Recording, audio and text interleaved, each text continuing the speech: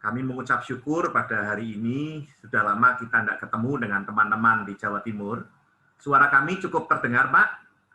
Yang terdengar boleh angkat tangannya? Oke. Sekarang sekali lagi sebelum kita mulai, salam MOU, suami dan istri. Ketika istri berkata apa? Suami. Uhui. Istri? Uhui. Apa? Katakan apa? Saya mau. Coba dilihat pasangannya dong. Dilihat pasangannya sekali lagi. Suami. Uhui. Istri? Uhui. Saya mau. Amin. Hari ini kita mau melakukan firman Tuhan. Seberapa kita yang ada, kita mau belajar, kita mau bertumbuh bersama.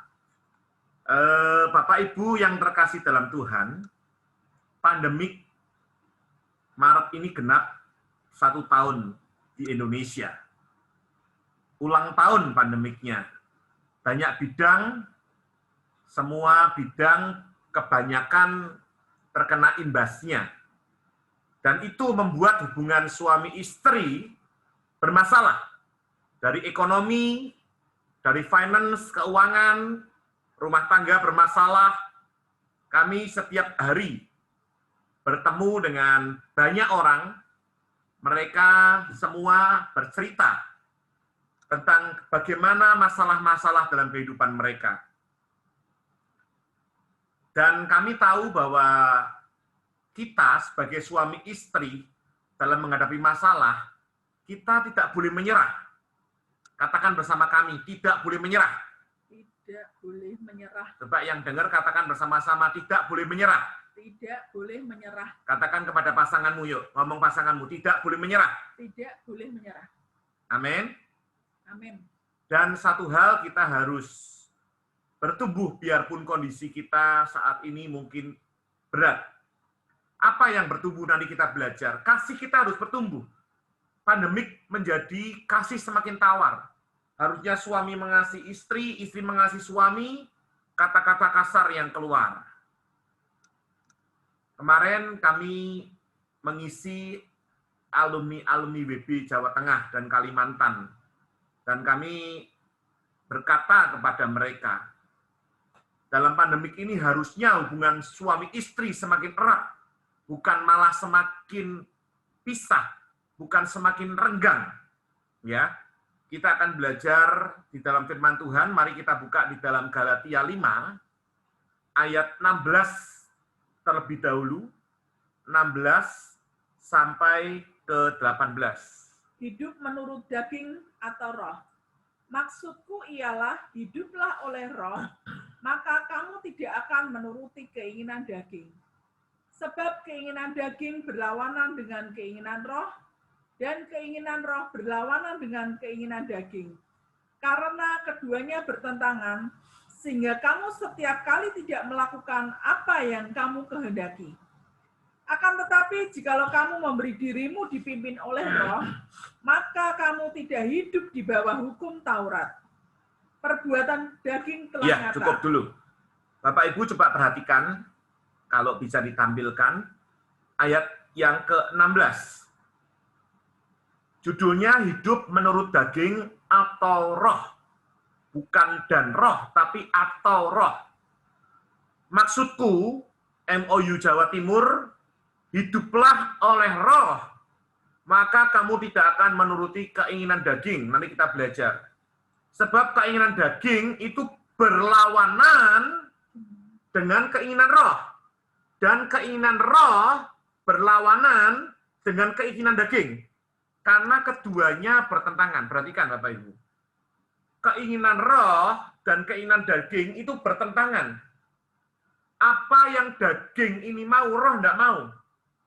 Contoh, daging mau percabulan, roh tidak mau. Jangan, tidak boleh, dosa. Ketika roh berkata doa, daging tidak mau. Ini bertentangan. Sudah kamu dugem saja. Ini sangat bertentangan. Dan ini dikatakan Rasul Paulus. Coba Bapak Ibu kalau lihat di Alkitab, itu di Android, itu ada bintangnya di ayat 17, karena keduanya bertentangan sehingga kamu sama sekali apa yang kamu kehendaki, ada bintangnya. Klik bintangnya, kalau belajar Alkitab gitu ya, itu ada Roma 7 ayat 15. Rasul Paulus katakan ini. Coba perhatikan apa kata Rasul Paulus. Sebab apa yang aku perbuat, aku tidak tahu. Karena bukan apa yang aku kehendaki yang aku perbuat. Perhatikan, Paulus berkata, bukan apa yang aku kehendaki, aku perbuat. Karena bukan apa yang aku kehendaki yang aku perbuat, tetapi apa yang aku benci, itulah yang aku perbuat. Yang aku benci, aku perbuat. Yang aku kehendaki, aku mengasihi pasanganku. Tapi pulang dari kantor yang terjadi, kata-kataku kotor kepada pasanganku. Yang aku kehendaki, kata Rasul Paulus, harusnya istri mengasihi suami. Tapi yang terjadi, istri tidak tunduk kepada suami. Ini adalah yang Rasul Paulus katakan. Next. Jadi jika aku perbuat apa yang tidak aku kehendaki, aku menyetujui bahwa hukum Taurat itu baik. Kalau demikian, bukan aku lagi yang memperbuatnya, tetapi dosa yang ada di dalam aku. Itu dosa, Bapak Ibu. Seringkali kita suami mengerti prinsip firman Tuhan.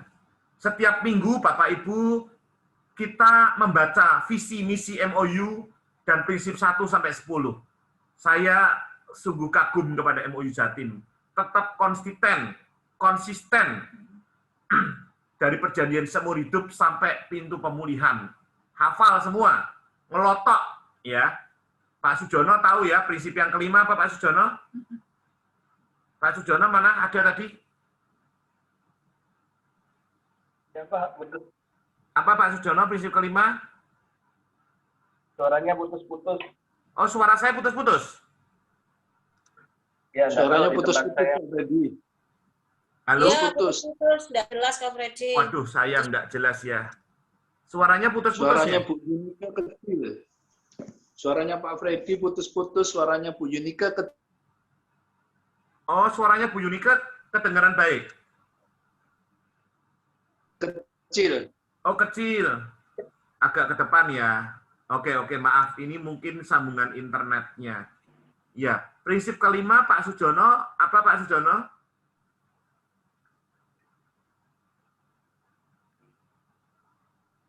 Halo, ada Pak Sujono? Prinsip kelima apa? Suaranya. Apa? Perjalanan keluarga ilahi. Betul Pak Sujono. Luar biasa. Hafal ya dok. Bapak Ibu yang terkasih dalam Tuhan, 10 prinsip seringkali kita udah belajar, kita tahu. Tapi untuk melakukannya, seperti Rasul Paulus katakan, aku ingin berbuat mengasihi pasanganku. Tetapi yang terjadi bukan itu yang aku perbuat. Aku kehendaki, tetapi yang aku perbuat lain. Sebab itu seringkali saya katakan kepada pasangan suami istri, saya katakan buat mereka, Bapak Ibu menikah tujuannya mengasihi. Tidak ada pasangan tujuannya itu untuk menyakiti, mencelakai, tidak ada. Tapi seringkali yang terjadi kebalikannya. Saya katakan, Ibu, Bapak, tidak mungkin seorang suami itu tujuannya, ini loh suamiku menyakiti aku terus.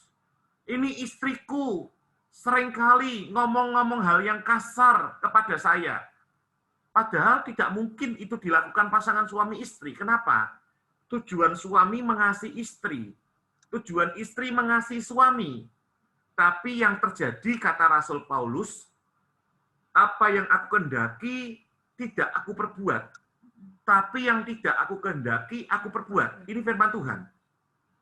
Bapak Ibu yang terkasih, bagaimana caranya supaya roh itu kuat dalam hidup kita? Kasih makan roh itu. Berikan makan yang kuat. Apa sih karakter yang saya maksud? Coba kita lihat Galatia 5 ayat 22 sampai 23. Kalau ayat 17 sampai yang 19 itu perbuatan daging, tapi kita lihat yang perbuatan ini karakter. Ayat 22 sampai 23. Tetapi buah roh ialah kasih, sukacita, damai sejahtera, kesabaran, kemurahan, kebaikan, kesetiaan, kelemah lembutan, penguasaan diri. tidak ada hukum yang menentang hal-hal itu. Perhatikan Bapak Ibu. Buah roh, kita belajar buah roh ini di prinsip yang keberapa? Halo?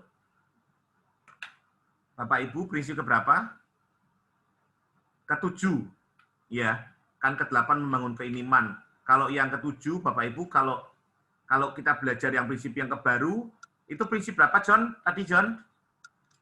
Coba mute-nya di unmute, boleh. Prinsip keberapa kalau di prinsip yang baru? Buah yang matang itu karakter Bapak itu? tubuh jiwa dan roh itu. Bukan tubuh jiwa. Yang karakter yang belum matang itu prinsip yang keberapa? Jalan kemenangan. Sudah setahun kok lupa. Oh, sudah setahun. Nah ini, tolong Pak Andi segera diingetin lagi teman-teman ya. Sudah setahun tapi harus tetap diingetin ya. Jalan kemenangan itu kalau di prinsip yang lama itu tim peperangan rohani, tim peperangan ya. Itu ada tentang buah roh. Ya, tentang buah roh ini. Jadi kasih contohnya. Karakter kita, kasih ada enggak dalam hidup kita? Ada. Pak, istriku enggak punya kasih.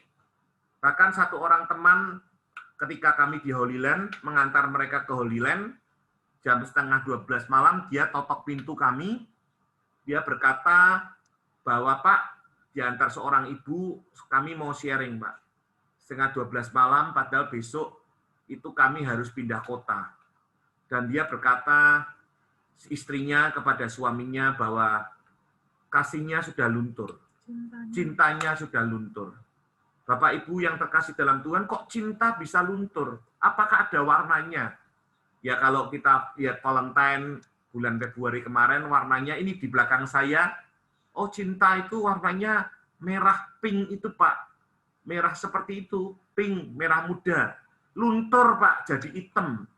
Bapak Ibu kenapa? Karena kepahitan. Karena disakiti, kecewa.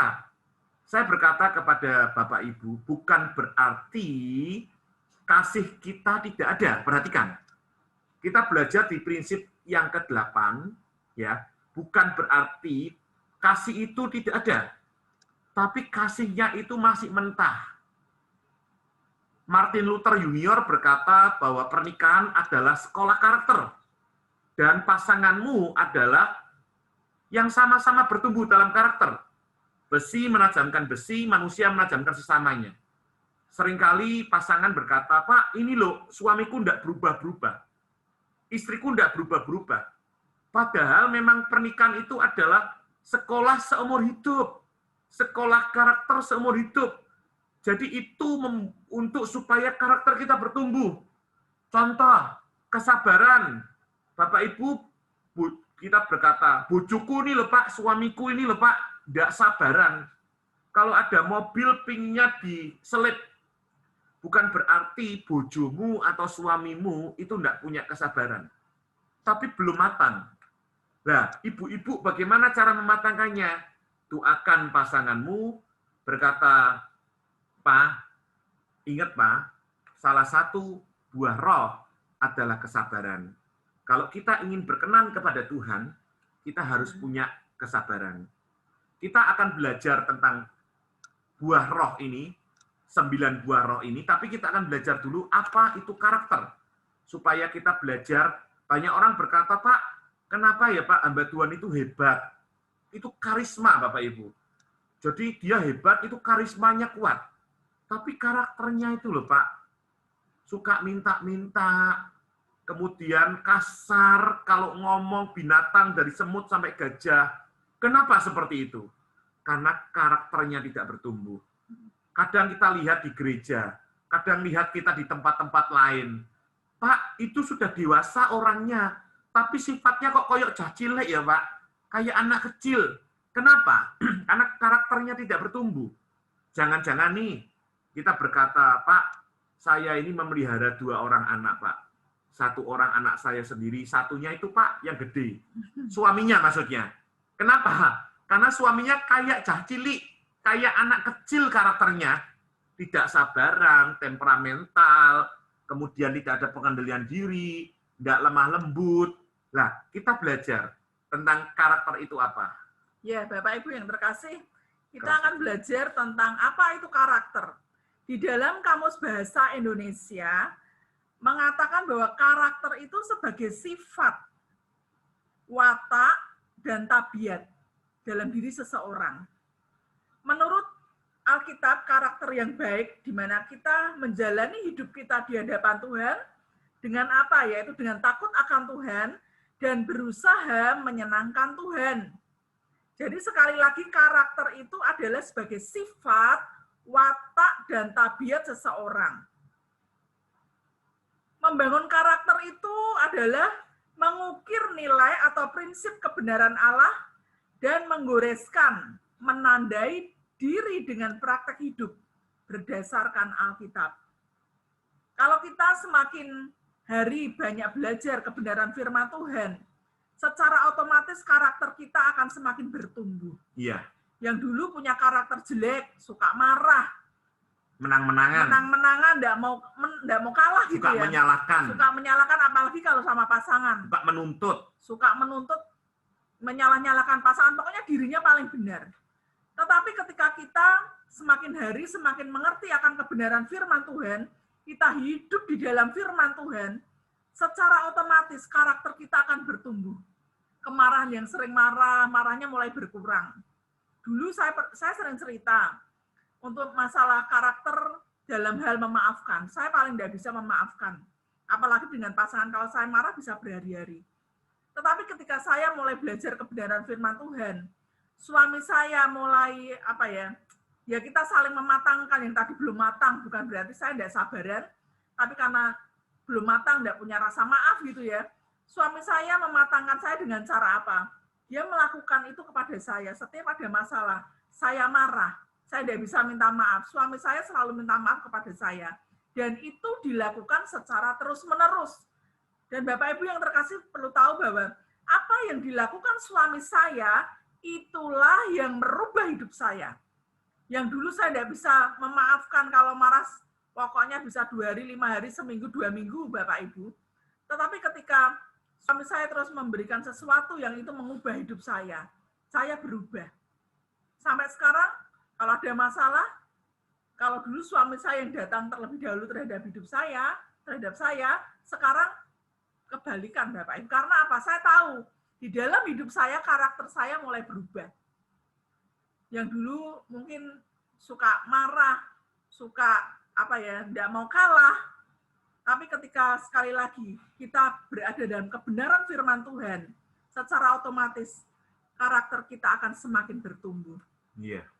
D.L. Moody, seorang pahlawan iman berkata, jangan memperkerjakan siapapun yang tidak dapat membuktikan karakternya, dan jangan bekerja sama dengan siapapun yang tidak berkarakter. Dia berkata, jangan mempekerjakan. Jadi Bapak Ibu jangan punya pegawai atau bawahan yang tidak punya karakter. Kenapa? Contoh, dia orangnya suka marah-marah, temperamental, percuma. Tidak usah Bapak Ibu. Atau dia katakan, jangan bekerja sama dengan orang yang tidak punya karakter. Betul. Kalau karakternya orangnya tidak sabaran, suka marah-marah, tidak ada pengendalian diri, Bapak Ibu ketemu dengan itu, maka yang terjadi Bapak Ibu akan seperti orang itu. Jadi banyak sekali ada statement yang berkata dengan siapa kamu bergaul itu menentukan kamu, siapakah kamu gitu. Jadi kalau saudara bergaul dengan komunitas MOU seperti ini tepat Bapak Ibu. Jadi sekali lagi saya mengajak Bapak Ibu ketika Zoom seperti ini, jangan jemu-jemu mengajak teman-teman kita yang lain. Jadi jangan hanya beberapa orang aja yang woro-woro cuma gini. Kalau perlu ditelepon Bapak Ibu, kalau perlu diomongi alumni MOU. Ayo kita ikut Zoom seperti ini. Kenapa? Komunitas semacam ini semakin baik. Karena itu akan menumbuhkan karakternya. Bayangkan orang yang tidak pernah ketemu seperti Bapak Ibu. Bapak Ibu saja ikut MOU bisa tukaran, bisa bertengkar, bisa salah mengambil keputusan, apalagi tidak ada di komunitas. Saya sampai sekarang masih membina 8 pasang. yang selalu menjadi doa saya. Dan ini ada tambahan satu pasang lagi hari-hari ini. Saya doakan terus, saya terus hubungi mereka, saya kumpul dengan mereka. Ya memang tidak bisa rutin terus semua karena cukup banyak dan ini pandemik Bapak Ibu.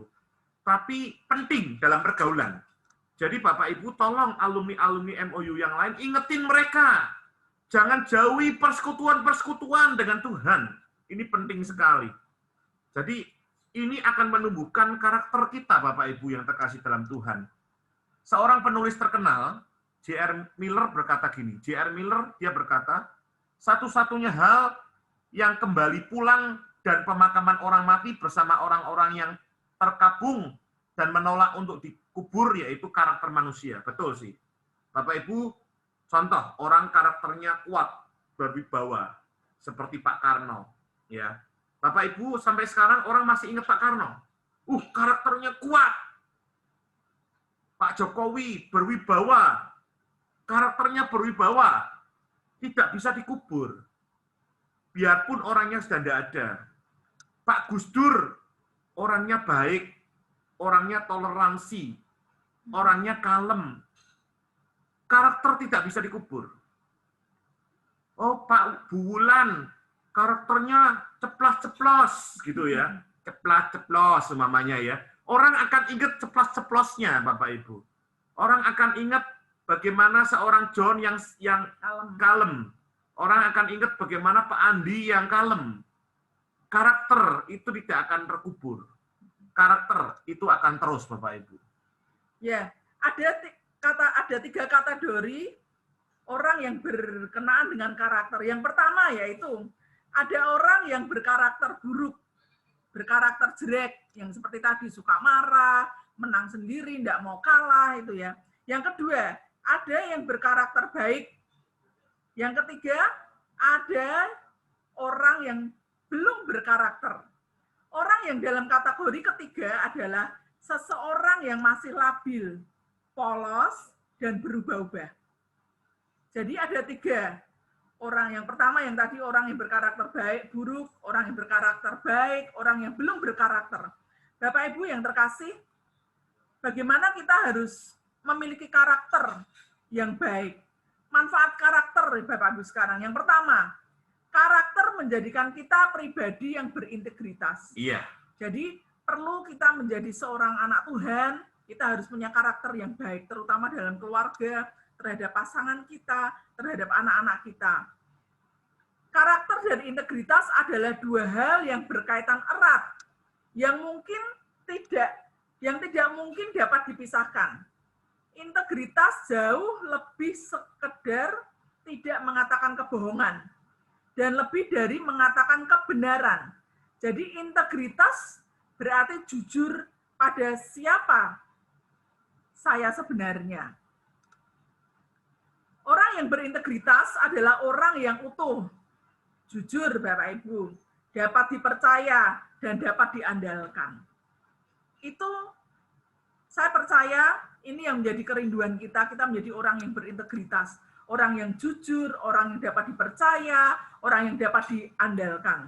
Iya, seorang pahlawan iman tadi saya sebutkan, D.L. Moody, kalau Bapak Ibu sering baca bukunya, dia berkata bahwa karakter adalah seseorang di tempat yang gelap. Jadi Bapak Ibu, di mana kita sendirian, itulah karakter kita sesungguhnya. Kita di depan orang bisa luar biasa melayani Tuhan, tersenyum, berwibawa, dahsyat. Tapi di kamar apa yang kau lakukan? Apa yang kau baca? Apa yang kau lihat? Itu adalah karaktermu. Bapak Ibu, banyak sekali kita jumpai orang-orang yang hebat kelihatannya di luar, karismanya dahsyat, tapi karena dia kesepian, tidak bersama dengan pasangannya, dia di kamar, dia lihat video porno, dia lihat pornografi. Bapak Ibu, karakter adalah di mana engkau saat sendirian atau di tempat gelap. Apakah engkau ingin bertumbuh dalam roh? Engkau jangan kasih makan itu pornografi. Engkau jangan kasih makan itu percabulan. Jangan dilihat. Matikan, kata Kolose. Matikan percabulan, matikan pornografi. Matikan itu Bapak Ibu. Kalau engkau rindu karaktermu bertumbuh, hal-hal yang mengandung pornografi harus engkau letakkan. Ya. Saya pernah berkata kepada beberapa orang, kebetulan saya mengajar STT Bapak Ibu. Saya katakan ketika saya mengajar STT waktu itu saya memberikan seminar 8 sesi Bapak Ibu. Dan waktu itu saya berbicara tentang pornografi.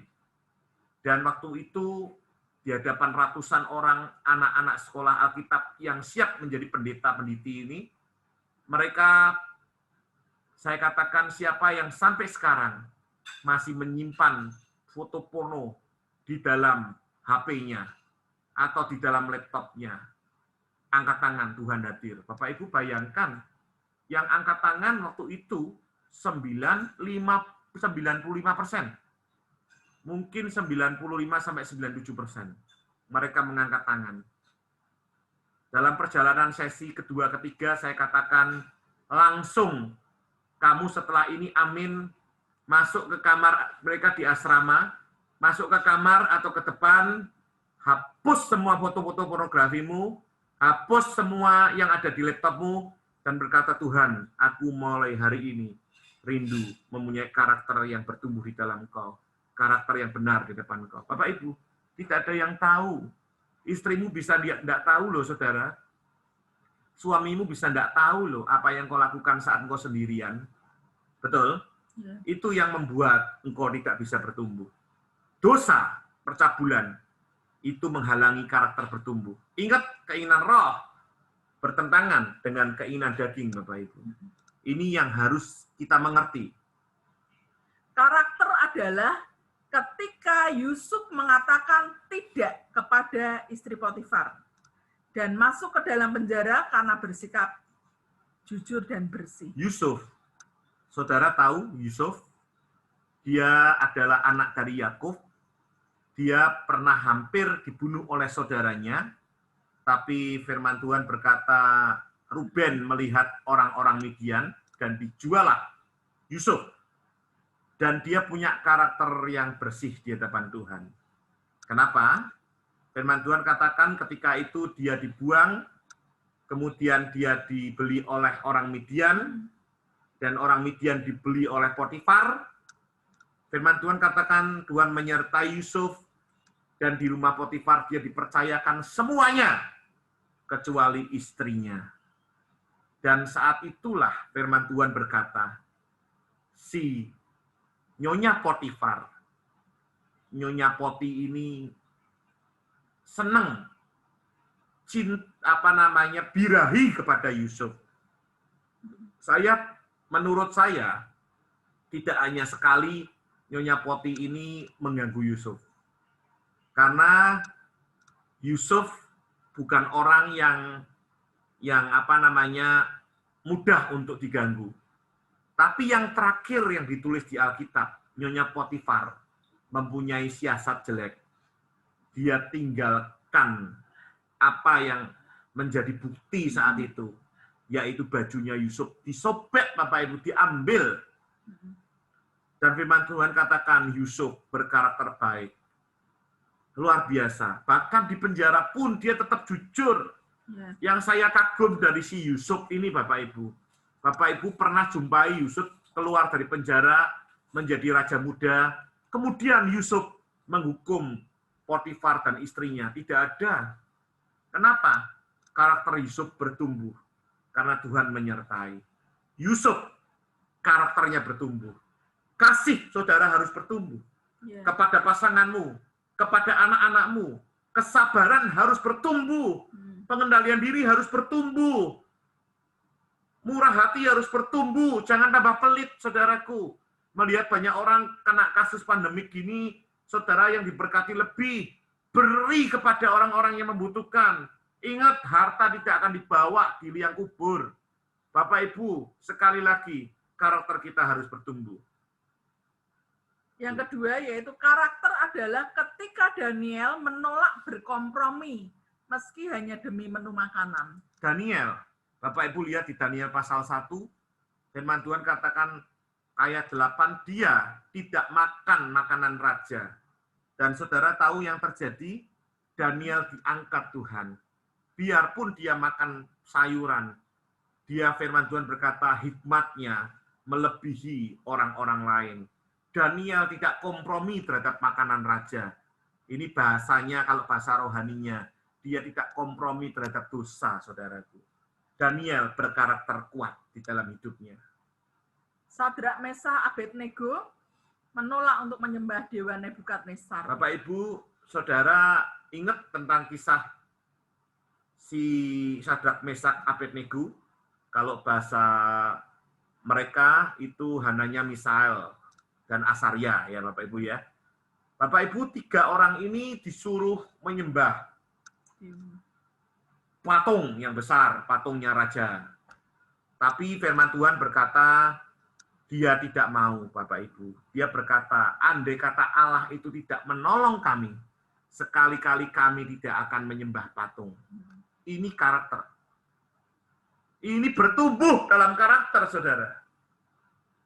Kalau orang khotbah berkata, ini iman yang excellent, dia katakan. Kami rindu, Bapak Ibu, setiap kita mempunyai karakter yang bertumbuh. Mulai dari mana? Dari pasangan kita. Dari 9 buah roh tadi. Mana yang mentah? Jangan disyukurin.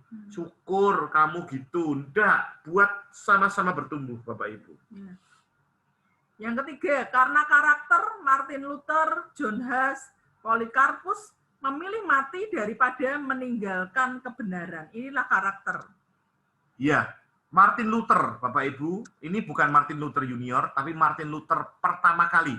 Dia yang masuk di dalam, saudara tahu ya, Martin Luther, John Huss, Polycarpus memilih mati daripada meninggalkan kebenaran. Inilah karakter. Bapak Ibu, sudah hampir 1 jam, 53 menit, ya, firman Tuhan kami beritakan. Kami tidak akan perpanjang, cuma satu hal yang kita harus tahu, Bapak Ibu. Apakah karakter di dalam kehidupan kita ini sudah bertumbuh? Coba dilihat lagi di dalam tadi Galatia 5 ayat 22-23. Coba Bapak Ibu, satu-satu. Nanti kita akan diskusikan sedikit. Galatia 5 ayat 22. Tetapi buah roh ialah kasih. Apakah kasih itu bertumbuh dalam hidup kita? Bapak Ibu, kalau belum bertumbuh, Bapak Ibu harus belajar berkata I love you kepada pasanganmu. Sweet, sweet Pak, sweet, sweet.